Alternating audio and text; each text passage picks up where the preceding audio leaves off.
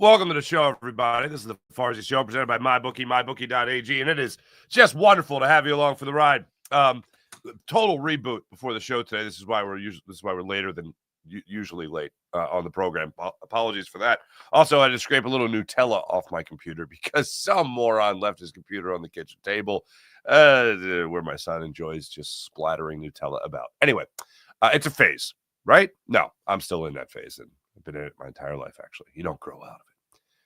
Pete Rose will likely get into the Hall of Fame, which is something I never thought would actually happen. And certainly not when Pete Rose was alive. And now Rob Manfred has made the cold-hearted decision. I mean, I was thinking of this yesterday. Obviously, as I think a lot of us were when news broke. And I'm someone who did not believe Pete Rose should be in the Hall of Fame. When I was a kid, I was like, you should be in the Hall of Fame. He's got the most hits. Who cares about anything else? He should be in the Hall of Fame. And then, I grew up in the get Pete Rose in the Hall of Fame and era. And, in the thick of it, when it was like still possible that when he's alive, he could get in. And it had been voted on. It had been discussed ad nauseum. And the outcome was always he's not getting in. But the thing that really changed everything was that for the longest time, forever almost, Pete Rose was always telling you he did not bet on baseball. Not only did he bet on baseball, he bet on games that he managed. The betting slips were there. The people could always say, well, he never bet against his own team. Do you believe it? Because that would involve a little ounce of integrity, and I don't really believe Pete Rose to be a man of integrity. I believe Pete Rose to be a guy that is great at hitting baseballs, okay? Which some say that might be all that matters. But the one thing that baseball asks players to do is to don't bet on it. And for anybody that wants to involve today's game with all the advertisements for gambling that you have throughout and say, well, look at it now. Yeah, I do look at it now, and it's still the same. That's advertising money. They're promoting gambling for the people that watch the game. They're not promoting it for the players that are playing the game. So that, to me, does not have it has nothing to do with Pete Rose and whether or not he should be in the Hall of Fame. I call this a cold-hearted decision because it wasn't just, okay, yeah, fine, you can put him in. Now, the original report, and I read the story by Tom Verducci on SI.com regarding Pete Rose, obviously, and how he was acting on a petition from Pete Rose's family. Rob Manfred was acting on a petition from Pete Rose's family.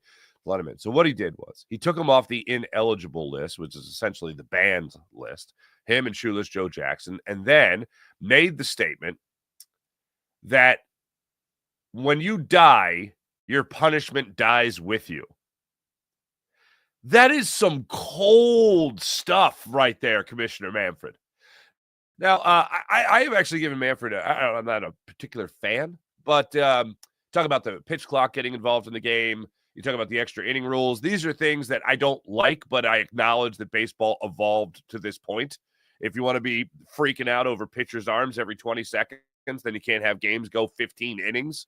So I kind of get that.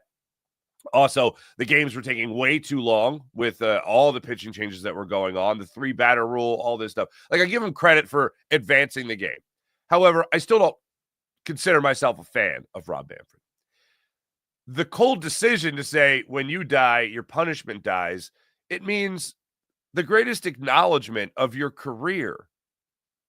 You won't be there to enjoy. Are people supposed to look at this as compassion? Am I supposed to look at this as, oh, okay, that's nice. At least they know that one day they could still get it. What? That doesn't matter. If you're not here to stand on that stage, stand at that podium, see your bronze placard go up in the Hall of Fame, then what good is it? Your family goes, and you know what they're thinking? Oh, I wish you could have been here for this. Like, this is a cold-hearted decision. And as I continued to really battle, think about this yesterday. It was like, this is about, who else would make this decision? Probably Pete Rose. Pete Rose probably if he was in Rob Manfred's shoes, he'd probably make the same decision. This is like a lack of awareness. And Pete Rose was certainly one to have a lack of awareness. And that's the reason I don't think he should be in the Hall of Fame. And it's also a reason that if you're going to say, all right, when you die, your punishment dies with you, that's kind of more cruel than anything else. It's either you're in or you're not. Nothing's changed here. So what are we talking about? Why is this still even a debate? Again, I'm someone that does not think Pete Rose should be in the Hall of Fame, and that's acknowledging every great thing ever done on a baseball field. But what Pete Rose did for the fan base, for myself included, someone that used to argue for him to be in the Hall of Fame, when he came out with his book and finally admitted to gambling, he had just strung along a whole group of baseball fans, myself included, and made us look like morons. And then to sell a book, admitted to gambling. Cool. Then, right before the Phillies are about to honor him on Pete Rose Day, which I'm fine with, all that stuff, I also remember Pete Rose, if you don't remember this, about a couple years before the book came out, he was given the opportunity by Jim Gray, the longtime NFL sports reporter, broadcaster. He was given the opportunity, and I believe it was the All-Century team, to admit to gambling on the field. He was invited back to a baseball field, which was just unheard of for Pete Rose. I think the only other time he was at a game was when his son debuted for the Reds. Son was actually in the Phillies farm system for a minute, Pete Rose Jr. And Jim Gray got him on the sideline. He said, Pete, it's time to admit to gambling. And Pete was like, oh, now's not the time to talk about anything, blah, blah, blah. And everyone killed Jim Gray. Jim Gray then went to the World Series, interviewed, I want to say it was Shane Spencer after hitting a home run. And Shane Spencer basically gave an interview that was like, go to hell. I don't like what you said to Pete Rose. Grandma, that was for you. And then he walked off the interview. And then the next day, Jim Gray had to apologize. So Jim Gray was vilified for this. I don't think that would happen today. If Pete Rose, of course, was still alive, or if this happened in the final 10 years of Pete Rose's life, let's say. So he dragged us through the mud when it came to the lying. And then right before the Phillies honored him when he was invited back to Citizens Bank Park, the story dropped about him having an affair with a 14-year-old when he was like 36 or 37 years old.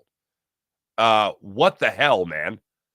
And then a couple years later, he gets invited back to Citizens Bank Park. This is what, 2 years ago, 3 years ago? And he has the media session for Alumni Day, and a female reporter is asking him a question about it, and he could not have been more of a jerk about the way he handled it. Like, a little remorse, an ounce of remorse would go a long way for Pete Rose. So any gloom that came to him and not getting into the Hall of Fame, okay, fine. This is the penalty, not just for the mistake, but the compounded mistake of zero remorse. And the only time he was open and honest with people was when he had a financial gain from it to sell his book. So, yeah, put me on the list of people that does not think that Pete Rose should be in the Hall of Fame.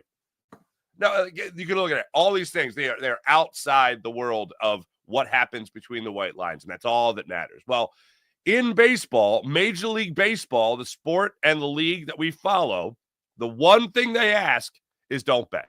Not only did he do it, he lied about it, dragged a lot of fans through the mud that supported him. Oh, you didn't bet. Well, he did, admittedly, and then zero remorse for it, time and time again. Okay. As I said, at the time that the report came out about his affair, relationship, whatever, with this 14-year-old when he was in Cincinnati, I'm done doing favors for this guy. When my first reaction, my initial reaction to this story of Rob Manfred yesterday saying he's being taken off the ineligible list, my first thought was, like I didn't feel disgust. I didn't feel relieved. I went, okay, this is still happening. And I went to, this is a cold-hearted move, man. Rob Manfred is ice cold. You're not going to enjoy it during your life. Shoeless Joe Jackson's also taken off the banned list. Now, they have, what do you call it? What's the old say? They have proof that he bet. Like he signed the whatever petition to do it. I don't know. But to me, like most people nowadays, considering we weren't watching baseball in 1919 or 1918 or 1917, we just know him from Field of Dreams, 8 Men Out, and then looking up his stats in the only 9-game World Series, by the way. Shoeless Joe Jackson is a character for most of us. Like, we're not drawn to him like we would be for Pete Rose. So whatever. But just to make the statement that when you die, your punishment dies with you, that's some cold-hearted stuff, man. Rob Manfred is ice. He a killer, man. So I don't know where you guys are at on the Pete Rose situation, but I was done with it a long time ago. And again, this comes from someone that grew up admiring the guy as a player, Charlie Hustle, the whole thing, everything we ask of our players, Pete Rose did on the baseball field, everything to the nth degree. But baseball has this rule: don't bet. And then from a public perspective, if you do it, admit to it. Don't drag us through for what, let's see, 13 years, 14 years. Don't drag us through. And then also, if you're, not 14, maybe don't date a 14-year-old. That's just a thought. I've said for a while now that I've said for a while now that the all-time hits leader should be in the Hall of Fame. The reason the all-time hits leader isn't in the Hall of Fame is because of the all-time hits leader. And I know everybody wants to blame everybody else, but I'm kind of one that likes to accept responsibility and be accountable for things. I don't think anything's changed in the Pete Rose world. And to look at it as a man that just passed away, last September? For this to come out now is even more ice cold. It just makes it look like you were waiting for the guy to die to put him in. And that's certainly something I don't support. That is, good Lord, little respect for the family after the fact. And it's a family that's asking. He granted them that, so fine. But when you do it like this, it's just like you were just waiting for him to die to do this. You either make the decision and stick with it, or you don't. So chalk me up for I'm out on this. I think it's a extremely cold way to go about it. Either give them the honor and let them enjoy it in their life, or don't. I think it's actually cowardice to look at it in this move from the commissioner. When you do it so soon after the fact, now look, Shoeless Joe Jackson died more than last September ago, okay? But to make this ruling in general, that also includes, yes, Pete Rose, was made more or less for Pete Rose. I don't think that's right. I do not like that. You either do it when they're alive or you don't. If new evidence comes up and there's a new argument made for somebody to get into the Hall of Fame, then fine. And the biggest hypocrisy in all of this is that this opens up the door also for Roger Clemens and Barry Bonds and everybody else to get into the Hall of Fame of the steroid era in baseball. That in itself is the biggest hypocrisy. Because baseball reveled in McGwire, Sosa, Bonds, like all of it. Oh, the home run being brought back to the game like this and putting butts back into the seats and all that. And then baseball was like, oh, no, hold on. This is wrong now. We're going to ignore that. Yeah, but what about all the money you made with fans being interested in the game again, mainly because of Sosa and McGwire's home run race in 1998? What about that? Oh, well, yeah, that was then, and this is now. You didn't notice Sammy Sosa getting all swolled up? You didn't notice Mark McGwire as it was put during the home run derby in Colorado that year by, I think it was Pete Stein, or Charlie Steiner, excuse me, saying, and Mark McGwire's Popeye-like arms belts another one out a mile high. Yeah, Popeye arms. That's not natural. Have you seen Popeye's arms? That's not natural. That's not spinach. You know what I mean? So baseball just basked in the glory that the steroid era brought. And then the guys that actually took the roids, you're not allowed in the Hall of Fame. Biggest hypocrisy. Yesterday's actions shine a light on what could happen in the near future with the steroid era of baseball.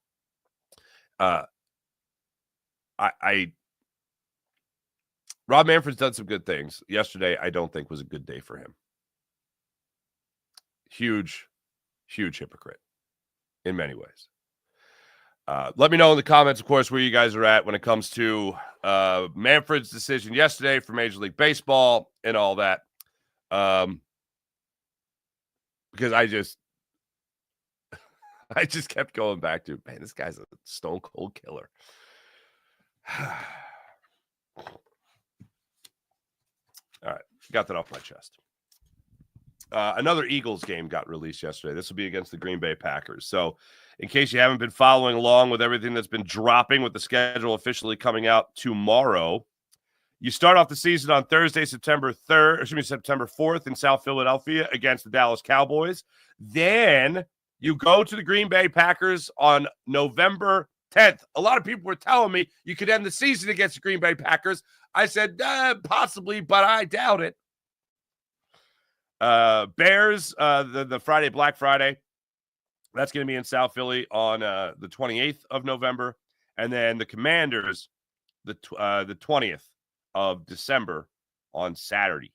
So host the Cowboys, go to the Packers, host the Bears, and then you visit the Commanders on Saturday the 20th. Those are the 4 games that have been released before tomorrow's scheduled drop.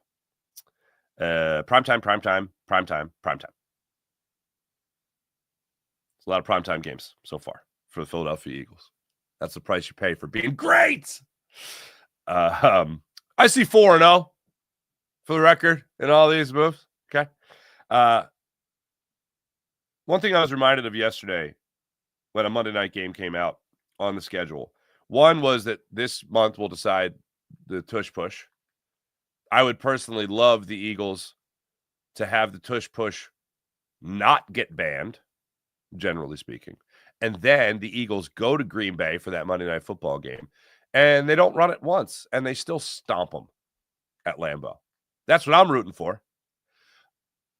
The other thing is the Green Bay Packers, along with the, I would say, LA Rams, obviously Detroit Lions. These are the teams that I think you can look at in the NFC as teams that could be really competitive with the Eagles for an NFC championship game. Even the Washington Commanders as well. I love getting these guys on the schedule. Having the Lions on the schedule is a wonderful thing. And as I said yesterday about getting the Cowboys in the opening week of the season, I love that. That's the best possible scenario for Eagles fans. Get that game right out of the gate. No appetizers, right to the porterhouse steak. You jump right to the entree, and you enjoy it. As far as the Lions, we'll wait and see when that the game does get dropped, and I'm sure that'll come out on Thursday. They'll probably save that one for later, unless that's going to be also a primetime game, which I would expect. You might find out today that game gets released. But as I was going through these 4 games yesterday, first off, I just acknowledge again that the NFL is a marketing machine, and they make us anticipate Thursday with here's a little nugget for you. Here's little scraps off the table for the schedule. And then number 2, at the same time these schedules are coming out, I saw Pro Football Focus gave the Eagles, I think it was a B+ in their offseason acquisitions.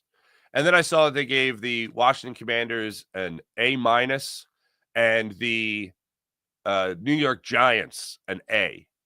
So of the teams in the division, the Eagles had potentially the worst offseason, at least by their grades. The Eagles, the worst.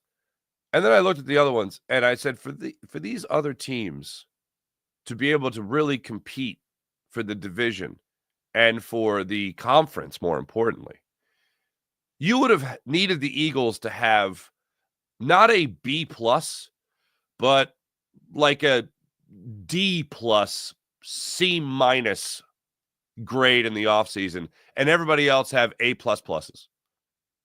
Because that's the gap I still feel between the Philadelphia Eagles and the rest of the division, as well as the rest of the NFC. When you dominate the way the Eagles dominated yesterday, and we had a little bit of this discussion yesterday when I talked about the 10-game winning streak, and can you have another season where you put a 10-game winning streak together? Well, that sounds rather difficult, no? Yeah, it's a little difficult. I would be a little surprised if the Eagles had the same amount of success. 3 losses. I would be surprised if the Eagles had that same exact season this year. A 10-game winning streak is going to be tough to come by. But that doesn't mean it's impossible. And when I look at this offense, I still see a juggernaut of an offense. I look at this defense, and I look at there is work to be done. I've said many times, I've looked at the cornerback position and said, all right, whatever you were going to get from Darius Slay in the upcoming season, I think Adoree Jackson and Keely Ringo could give you at least that same level. Not last year, but this upcoming season. If Drew Makuba is going to be your starting center, all right, well, there's going to have to show me a lot.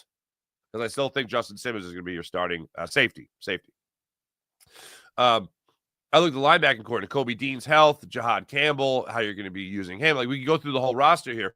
There's more questions by far on the defensive side of things. Defensive line, who's the Milton Williams? Is it going to be Ty Robinson? Those are all questions that I have revolving around this defense. Most of them, if you're throwing out question marks, are going to line on the defensive side of the ball more so than the offensive side of the ball.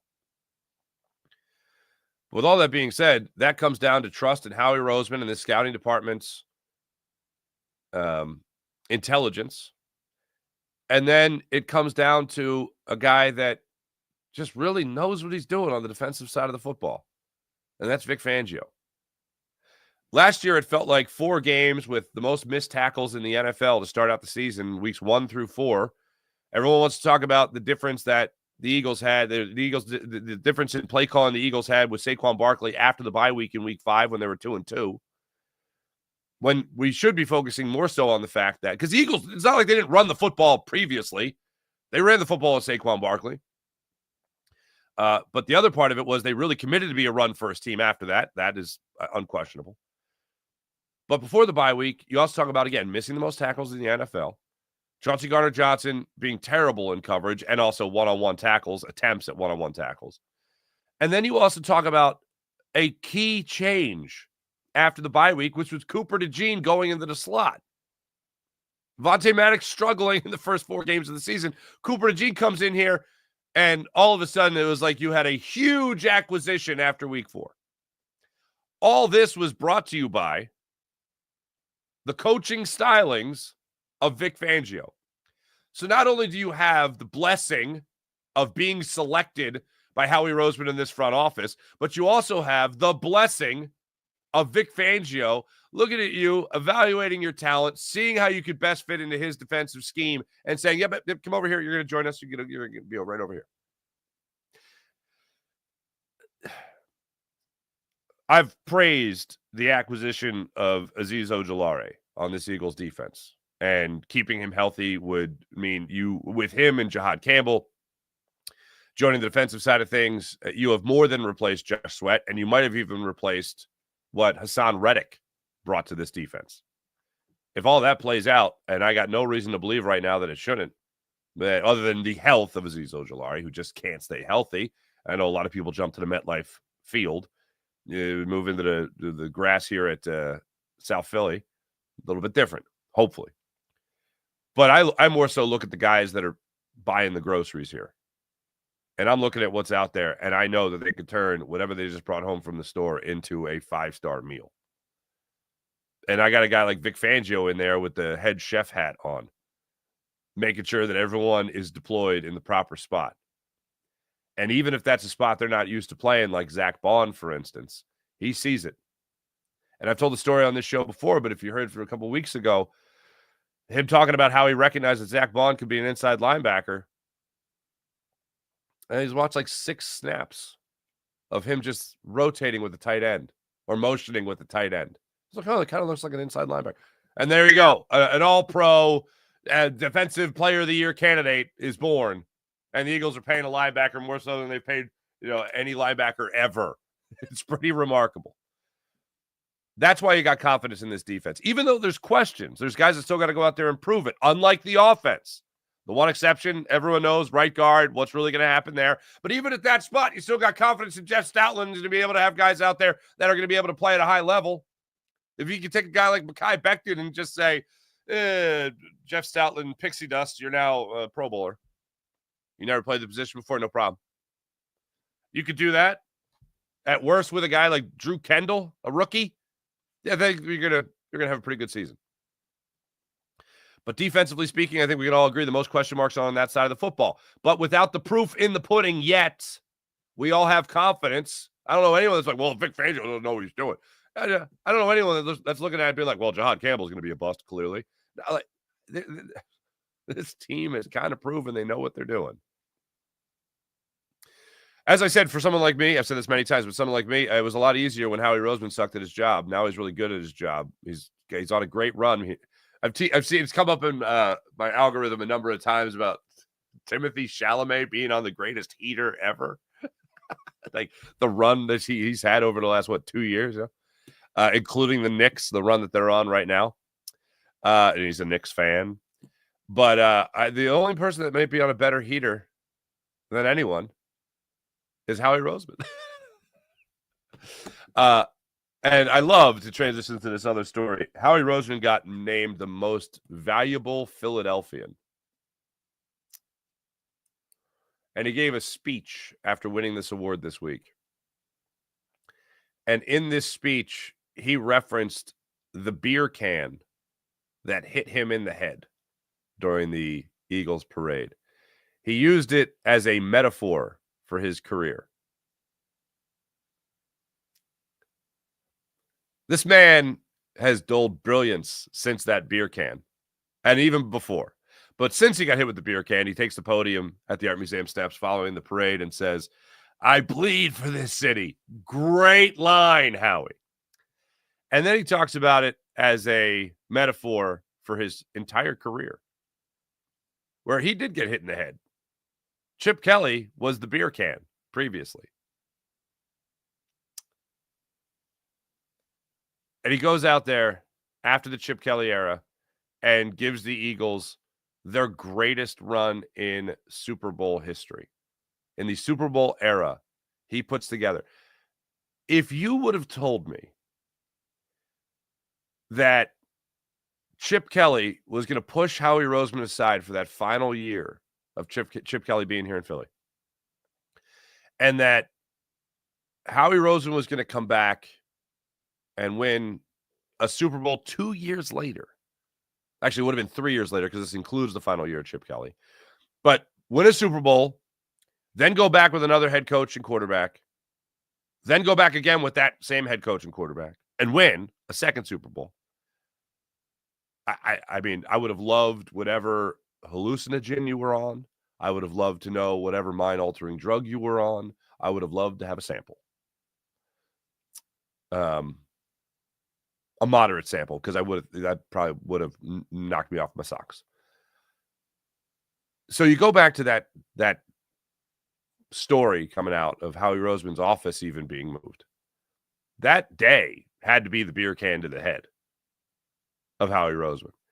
And then, as Jeffrey Lurie said, after the year he kind of reinstated Howie Roseman, he said, Howie's been working on himself and he's been doing a lot of things, been traveling a lot to learn the best ways to do his job. And his job is going to be, running the player personnel department. Wasn't GM, did not have the title of GM. Let's not forget that. It's one of the most incredible comeback stories. When I think of Howie Roseman, the only person that comes to mind as far as a change that he underwent after one try at the thing and then a second try at the thing, the only story that comes to mind that even compares is Bernie Perrant. Now, I know I'm going at player versus executive. Bernie Perrant was a Flyer. Then he wasn't. And then he came back and was amazing. Like that doesn't happen. You don't let a guy go and then, he'll come back and it'll be great. And he did. He came back and he was great. He won back-to-back Stanley Cup championships. One of the greatest goaltenders in NHL history. Our own Bernie Marcel Perrant. Howie Roseman's the only guy I can think of in the Philadelphia sports community that compares. And Howie is now taking it to the next level with the opportunity to win another Super Bowl with a dominant team like this. So, yeah, going back to having questions on the defense, I kind of trust Howie Roseman. Also, I just love the idea of him getting acknowledged as a Philadelphian for bringing this city to parades. It's remarkable. It's remarkable. But I tell you all that just to break it down to the simplest thing, which is the guy wins now. Being acknowledged as a civilian for his work with the Eagles is pretty special. And all it does is highlight more the idea that this guy was shoved aside. And I do not believe for a second that him getting shoved aside was that was an absolute. I don't believe he's as successful as he is now without that year away from being the guy that had final say over the roster. And that's really what the final year of Chip Kelly was. It was final say. I know people look at the 3 years Chip was here as, oh, he had the keys to the kingdom and all that. No. I don't believe that for a second. The last year he was here, I think Jeffrey Lurie said, this is the guy that I picked to be the head coach. It was a huge splash of a move. You want the keys to the kingdom? Let's give you that year. You want that power? Let's give you that power. And then Marcus Smith happened. All right. Don't remember Marcus Smith? Okay, well, there's a reason you don't remember Marcus Smith. Anyway, I don't believe that Howie Roseman comes back as great as he is now without that year of just take a step back. Go ahead and you take the 10,000 mile high, view of everything, soak it in, and you come back better than ever. That's what I think happened during that year away. And here we are, two Super Bowl parades later. This is exactly where we're at. The opportunity to go have a third with what you have right now. Look, even if the defense is right around, a top 10 defense in the NFL, I don't know anyone stopping this offense. The one team that I give a shot to is Detroit because their defense could just turn it on. But if they're not injured again in the upcoming season, then yeah, that defense is pretty damn stout. But overall, I look at this Eagles offense and I just see that juggernaut, especially when you can default. By the way, default to Saquon Barkley and Jalen Hurts running the football for you. Oh, by the way, and A.J. Dillon behind this offensive. But did you see the video? There's footage out there of Saquon Barkley. I didn't count the plates, but it was, I will use the term ungodly. It was a freakish amount of plates that Saquon Barkley was squatting. And I didn't see Jalen Hurts in there, so there was no competition, I guess. But there at the Eagles' weight room, Saquon was. And I think A.J. Dillon was standing behind him, and he was just crushing his squat. Phillies got rained out yesterday. It's supposed to have a doubleheader, 1:05 and 6:05 starting today. For those that have hit me up already, yes, there will be 2 postcasts tonight, this afternoon and tonight. So you have a double dip of me on the postcast. So a 3-show day for me. This one, and then the 2 postcasts, obviously. So I look forward to that. Jesus Luzardo, game 1. Aaron Nola, game 2 of the series against the Cardinals. So, you go 2-0 today, Phils. That's it. Just go 2-0 today. First off, I hope the rain is supposed to clear enough for them to get the games in. The heavier rain is supposed to be earlier this morning, through the morning, and then things get all nice and dry down there in South Philly for games 1 and 2 of this split doubleheader. I still can't, whenever there's a doubleheader like this, I always can't believe that they used to put them on the schedule. And then owners were like, why the hell are we doing this? 2 games for the price of 1? That is stupid. And then they stopped doing it. I still wish they did it. That'd be pretty awesome. This whole day at the ballpark is heaven to me. I actually might have to take off from a postcast coming up because my little toots got invited to a birthday party, which is going to be at the Phillies. And I can't miss her first game. I can't miss little toots' first game. I never forgive myself. So that's what's got going on there. Phillies today. A lot of conversation, and I'm really glad about this when it comes to the 76ers because I don't want to look at any team. I don't want to ever feel the way I feel about the Sixers. I don't want to ever feel that again. Now, it's going to happen in a 4-for-4, 6-for-6 major sports city like Philadelphia. Union and Wings included. I don't ever want to look at my team and be like, ooh, hopeless. And that's kind of how I feel right now. Not kind of. That's how I feel about the 76ers right now. Hopeless. Well, at least before they got the 3rd overall pick. And I'm getting a sense, and just what I've been seeing on social media, I'm getting a sense from a lot of people that them getting the 3rd overall pick, them moving up to not just get the 6th overall pick or the 5th or the 4th, but the 3rd overall pick in the draft and have a phenomenal chance of getting Ace Bailey, who is the guy they need to take at that spot. I have this sense all of a sudden that, a little shot in the arm for everybody who's a 76ers fan. Little sense of hope. Because here's what it comes down to. It's a win-win if you're talking about grasping some hope with the Sixers. You either are hoping that Joel Embiid is healthy and Paul George doesn't suck anymore like he last year. You're either hoping that those two guys are at least a little bit worth what their contract says they're worth, and Tyrese Maxey continues to grow, and Quentin Grimes is a solid guy to either have come off the bench or in your starting rotation or in your starting 5, or Jared McCain is a solid guy to have in your starting rotation or come off the bench, starting 5 or come off the bench. Adem Bona can develop into that backup center, as I believe he already is. That's one thing. 2 things that I learned from last year. One, Adem Bona is your backup center in the upcoming season. You keep Andre Drummond around on his player option, so he'll stay around for a 3rd string center. And you're going to need 2, with Joel Embiid either way. And then Quentin Grimes I want on my team this year. That's what I learned from last year. But the best thing to possibly come out of last year is going to be Ace Bailey. And as I told you yesterday, the Sixers have done more to benefit this franchise in 1 half season of tanking than they did throughout the 3.5 years of the process. They will get more done with Ace Bailey than they will in the 3 years that we had, 3+ years of the process. Accomplish more. They'll actually get out of the second round of the playoffs down the line in the near future with Ace Bailey being one of the leaders on this team. So you either believe that Joel Embiid, here's what you're grasping onto, the 2 things. 1, Joel Embiid, Paul George, the big 3, stays healthy, plays together, and actually gets you into the second round of the playoffs and 3rd, or, the conference championship, and then, the actual, NBA finals. Or you believe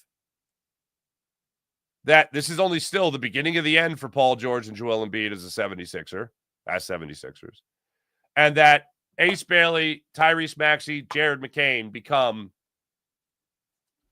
your next stars of the 76ers. So either way, there's light at the end of the tunnel. You either have hope in a aging veteran team putting it together for 1 year, which I still think is highly unlikely, or you can see the future. You could see the future without Joel Embiid, without Paul George, and you could see the future with Tyrese Maxey, Ace Bailey, Jared McCain leading the charge. You could see that grow. You could start to see that get watered a little bit. So there's a little bit of hope. And then there's also the hope that if you combine the two ideas where you get a little bit of health from Joel Embiid and, production, and you get a little bit of production from Paul George, and you have Ace Bailey on this squad, that's a hell of an upgrade. That's a hell of an upgrade. I watched yesterday Ace Bailey working out with Giannis Antetokounmpo. I don't know if it was a promotion for a off-season coach or a ad sponsorship. I don't know. But I watched them working out together, and Giannis asked Ace Bailey, what position do you play? And he said 1 through 4. 5 in a pinch, but 1 through 4. Like, to have a guy of that caliber and grow and develop him, I am all about it. I am every bit about it. I think it can fit, and I hate using the word fit when you're talking about a draft, but it can fit. If you could get fit as well as the best player available, well, then that's a bonus. And I think he is both the best player available and a fit, because he's a guy that can also go out there and he can play with Joel Embiid and Paul George if they give you anything. And he's also a guy that you could develop for down the line. Also on the when I say down the line, I mean 2 years from now, 3 years from now, to really get into his full potential and all that. I know a lot of people potentially talking about potentially moving a 3rd overall pick for Giannis Antetokounmpo. Don't see it happening. The Spurs, who have the 2nd overall pick, by the way, which is just bonkers. Top 2 picks are going to Texas. They could take that 2nd overall pick. They could move it to the Bucks, and they could get Giannis. So Giannis and Wembanyama together would be one hell of a. They got some length. They would certainly have some length. But so with the Sixers with Bailey and Joel Embiid. But yeah, it's wild to follow all this. But I get the sense, and it's a great sense. This is the most hope I've had for the Sixers since the no-look alley-oop from Ben Simmons to Joel Embiid in Game 6 against the Hawks. It's the most hope. Even when they were up late against the Celtics in that series 3 years ago, I think it was, I just still got the sense that the Celtics were going to come back and win, and they did. This is the most hope. This is the most hope. And they haven't even made their pick yet. So this is the most hope I've had for the Sixers. And the one thing Daryl Morey has done a great job of is drafting. So if there's anything I'm going to have confidence in with Daryl Morey, it's drafting. If pretty much anything else, not so much. Not so much. By the way, speaking of the NBA playoffs, I know you've seen the news by now. Jason Tatum done ruptured his Achilles tendon against the Knicks. The Celtics are a really good basketball team. I do think they're done. This puts the Knicks. So now let's see. The Boston Celtics, you already knew past the Sixers. The New York Knicks, you already knew past the Sixers. And now the Pacers past the Sixers. Great. We're all having fun. We're all having fun. You know where you can have fun? The Game Time app. Download the Game Time app, create an account, use promo code FARZI, get $20 off your first purchase on the Game Time app. Want to go to the game, the concert, the comedy show? Download the Game Time app, create an account, use promo code FARZI, get $20 off your first purchase, and don't forget, filter out all the fluff. Get right down to it. The best seats at the best prices with the Game Time Picks feature on the Game Time app. How great is that? You don't have to scroll through thousands of tickets. You can just go right to it. Oh, here's the best seat at the best price. Boom, done. Just like that on the Game Time app. So download the Game Time app, create an account, use promo code FARZI, and get $20 off your first purchase on the Game Time app. How about PHL Sports Nation? How about Philadelphia Sports Nation enhancing your Philadelphia sports fan experience across all social media and blogs? That's PHLSportsNation.com. How about Sky Motor Cars? SkyMotorcars.com. Check out Brett's amazing inventory at SkyMotorcars.com. Checking the chat check. What's going on, William Stark?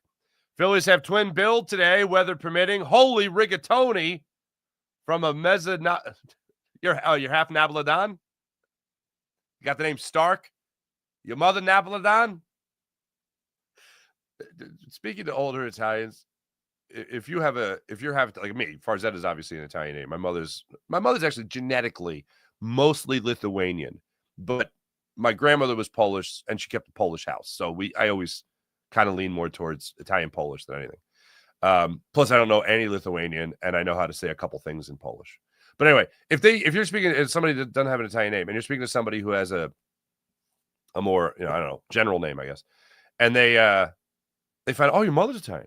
They're like, they speak, oh my God, they are so happy to find out you have Italian blood. That's my experience. So William, I'm going to be the older Italian here, even though I don't know how old you are. You're like, oh, your mother's Italian, Napoleon. There you go. April. Good morning, April. Nice to see you. I'm amazed that people think this is a nice thing to do. It's a big middle finger to the players. April, I assume you're speaking about the Pete Rose thing. You and I are on the same page then. Because all it's doing is saying, you'll never enjoy this. You'll never enjoy this. You're punished, but when you die, your punishment dies with you.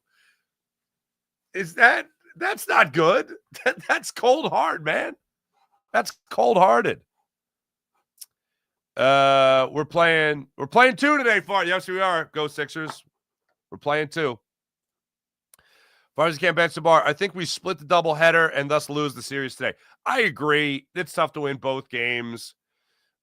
I get it, but to hell with it. Win today. Just win both games. Keep the streak alive. 6 series in a row. Let's do it. Gorgon. This is New York Knicks Nation. This isn't. but okay. Sean Kilrain, hello. Oh, I thought, well, Jeff Hoffman had been having a good ERA this year, Sean Kilrain. Thank you so much. His ERA this month is 14.73. Holy Lord. Defend the Constitution 3. Pete Rose not being in the Hall of Fame is a horrible take from Farzetta. To me, there's no other take. It's not even an argument anymore. Bet on the game. He lied about betting on the game. He made a lot of people look like morons. The Phillies extended an olive branch to him. He just continued to show what a smacked ass he was. Like, what are we even talking about?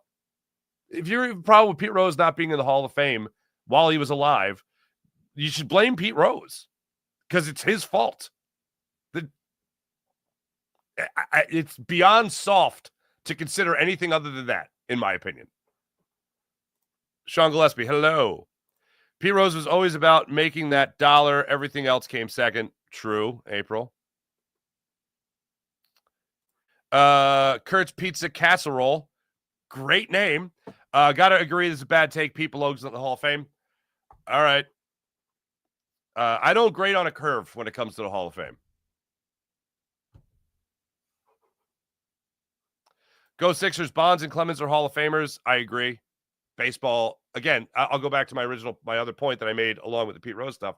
The biggest hypocrisy in all of it is that baseball, turned a blind eye. They encouraged, like I've talked to a baseball player that told me, like, it was just a thing. Like, you better get your steroid shot today. Like, that kind of thing. Like, you would talk about, I don't know, you talk about getting anything else. Hey, did you take your daily vitamin today?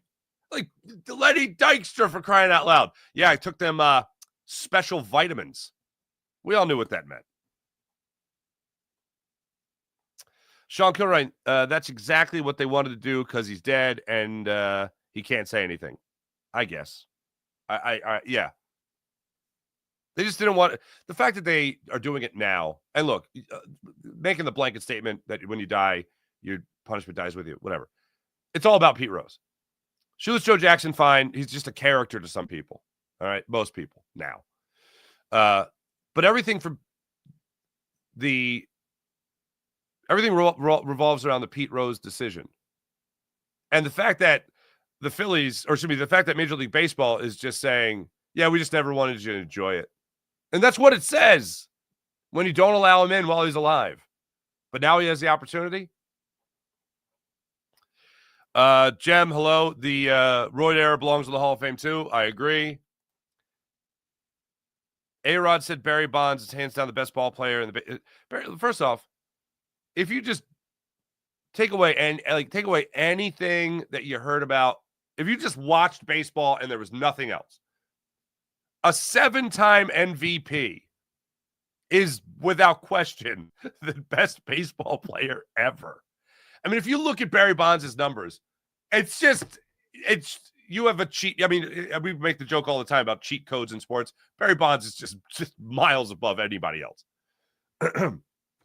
These might be him and Wilt Chamberlain statistically might be the biggest and only. It's this guy, and it's not even close. Like everyone talks about, it's not even close.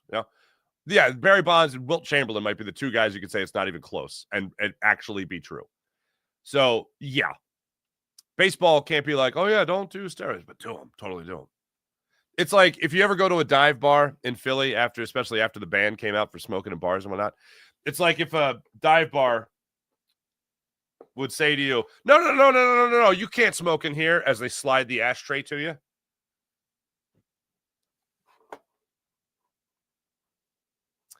Sean Gillespie, I've seen this a lot. Pete Rose, horrible human being, but a great ball player. I agree.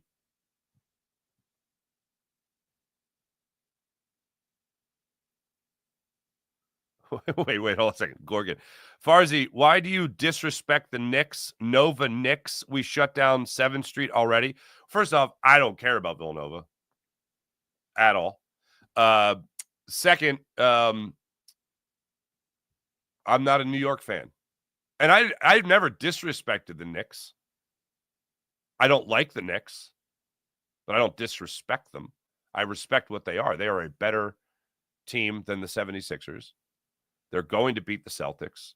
I respect the hell. I actually like some of their players, but it's got nothing to do with their Nova connection. It's got more to do with like Jalen Brunson's an Eagles fan. I can root for that guy, you know. But I acknowledge what they are. Disrespect would be just say they suck. They don't suck. They're very good, and they've passed the Sixers. So credit to them for that. Dan Prada, what's going on? Nice seeing you. Farzi, why do you disrespect the Nova Knicks? We are disband. Yeah, and I'm happy. I'm happy, and I'm happy that you're shutting down 7th Street. Sean Gillespie, Bond's only difference between McGuire and Sosa is that the writers don't like him. The steroid era was very good for baseball and newspaper. Hypocrisies. I totally agree.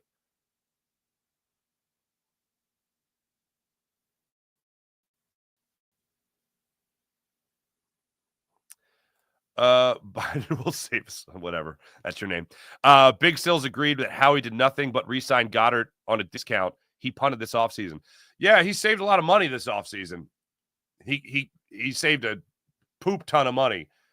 But getting Jahad Campbell is I'll say this. Howie might have done more for the defense this offseason than he did, last year, and that includes getting Chauncey Gardner-Johnson. That also includes the bust that Bryce Huff was last year. Azeez Ojulari stays healthy. That's a huge impact. They still get Justin Simmons. That would be a huge impact. Jahad Campbell would be a huge impact. Ty Robinson really has the opportunity here to make you not miss Milton Williams. Now, here's what you got to keep in mind with this.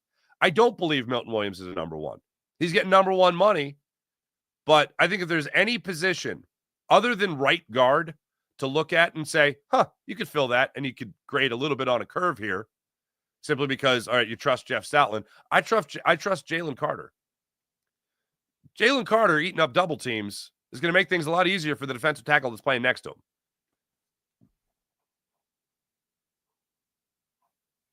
JB, I could see a Pete Rose episode of South Park tonight.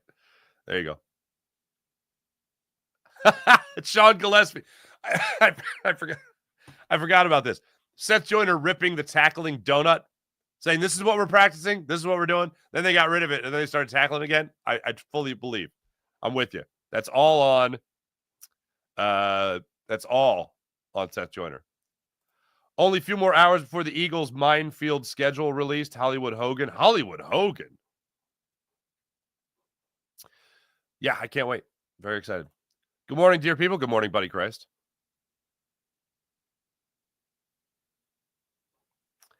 Far as he can't bench the bar, hoping that Embiid stays healthy is copium.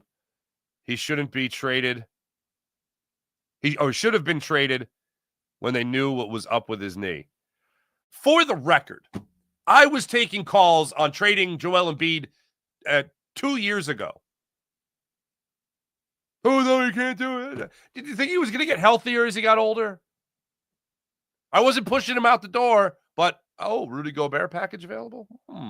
Interesting. That doesn't mean for Rudy Gobert. That means the trade that got Rudy Gobert. 3 first-round picks. Give it up.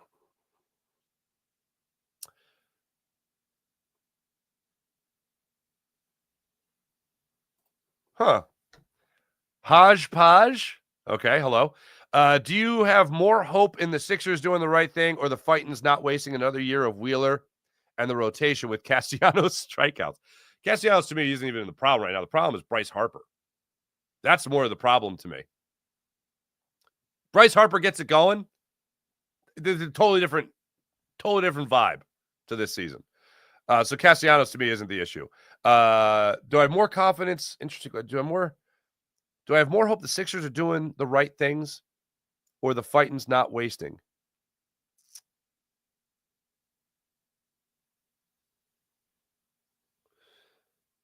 So you're asking me if I have more hope in the Sixers doing the right thing. Right now, I feel like the Sixers are doing the right thing. As long as they draft Ace Bailey, I have so assuming they do that, I'll have more hope in the Sixers than I will the Phillies. The Phillies, to me, in terms of winning the World Series, it all hinges on whether or not they can hit a baseball. That's how they're built. I mean, they have a great, they can have a great rotation, but I still see them getting shut down by the Diamondbacks. I still see them hitting 5 home runs in a World Series game, then getting no hit the next day. Like, there's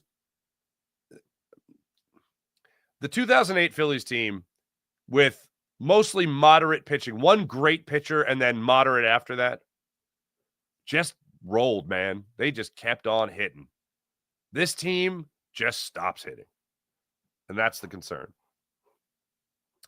Brian Pumper, Ace Bailey is the only answer unless Dylan was not picked. Fair enough. Basketball gods punished the Sixers for that 10 years of tanking BS. Team is a disgrace, says Hollywood Hogan.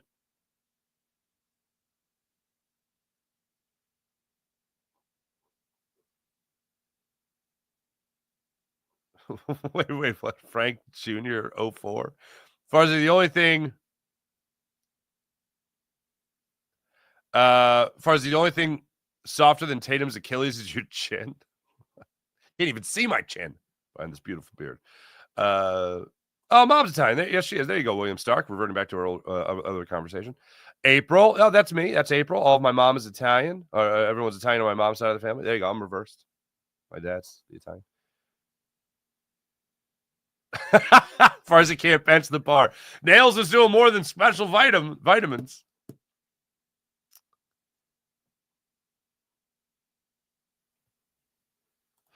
Interesting. The only from April, not only is Pete going to miss it, but MLB will make money off of it. Yeah, probably, not probably. They will. Absolutely right. Okay, good. Somebody on Shoeless Joe here. Narabi. Shoeless Joe deserves to be in the Hall of Fame before Pete Rose. Half the evidence, quote unquote, against him would be thrown out in court today. I got to look more back into the Shoeless Joe thing. But the story had always been, and I know this was highlighted in Field of Dreams, but took the money, but didn't do anything to lose the games. Series only home run. Sean Kilran, who cares about the Knickerbockers? Enjoy it while you can. There you go. Thanks, everybody in the chat. You guys are great as per usual. Morning Rush brought to you by Sky Motorcars, SkyMotorcars.com. Phillies got not one, but two. They play 2 today. Weather permitting, that is. Jesus Luzardo gets the ball in game 1. He'll go against Sonny Gray. Aaron Nola will get the ball for the Phillies in game 2 after a rough outing against the Cleveland Guardians after the team got in at 6 a.m. Blah, blah, blah, blah, blah, blah, blah. Excuse me, Luzardo goes against, is it Fetty? I always forget this guy's name. Eric Fetty. I struggle so much with the I think it's Mikolos. I always get his name wrong. Sonny Gray's obviously easy. I always want to say Liberatore, but it's just Liberatore. And then Eric Fetty, I believe, today for the Cardinals. He'll start the earlier game against Jesus Luzardo, 105, and then 6:15 start time. I think I said 6:05 earlier. 6:15 start time, Nola versus Gray, 2 nights. Thanks for watching. Thanks for listening. You guys are great as per usual. This is the Farzy Show presented by MyBookie, mybookie.ag. I will be with you guys later today on Locked On Phillies YouTube channel after the 105 start time, and then on the Locked On Phillies YouTube channel after the 6:15 start time to talk more Phillies baseball. Thanks for watching. Thanks for listening. Back with you guys for 2 shows later today, and then back with you guys with the Farzy Show tomorrow morning. See you guys then.